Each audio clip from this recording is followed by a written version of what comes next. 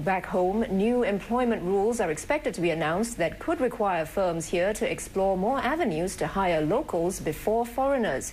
Union leaders say the framework will aim to ensure fair consideration is given to Singaporeans first.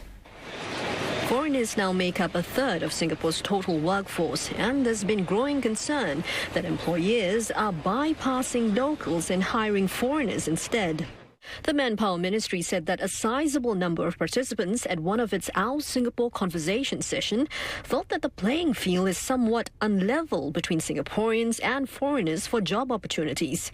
The ministry added some participants also felt that there's a need to ensure that Singaporean fresh graduates are not disadvantaged when competing with foreigners at the professional, manager and executive level. The labour movement too has its concerns. Certain hiring managers belonging to certain nationalities may hire people from the same nationality. Mr. Tay said there has to be some tough policy regulation enforced on the recalcitrant few. Industry players say it could take the form of advertising, for example, making it mandatory for employers to advertise vacancies for a stipulated time frame to give locals enough time to apply for the job.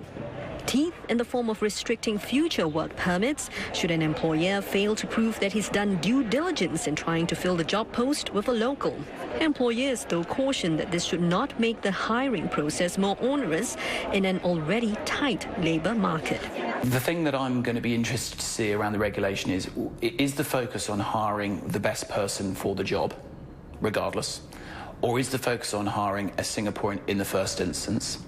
And the reality is sometimes local talent is just not there.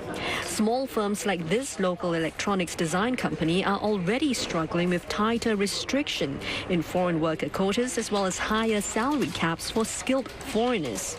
Even with this shortlisting, of putting Singaporeans first, we can't find enough of local Singaporeans who want to do R&D work, who want to do technical work.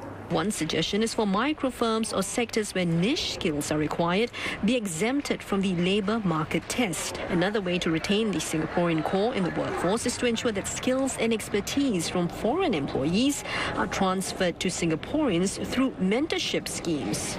The statistics from the Tripartite Alliance of Fair Employment Practice show that about half of the number of complaints it receives have got to do with discrimination relating to nationalities.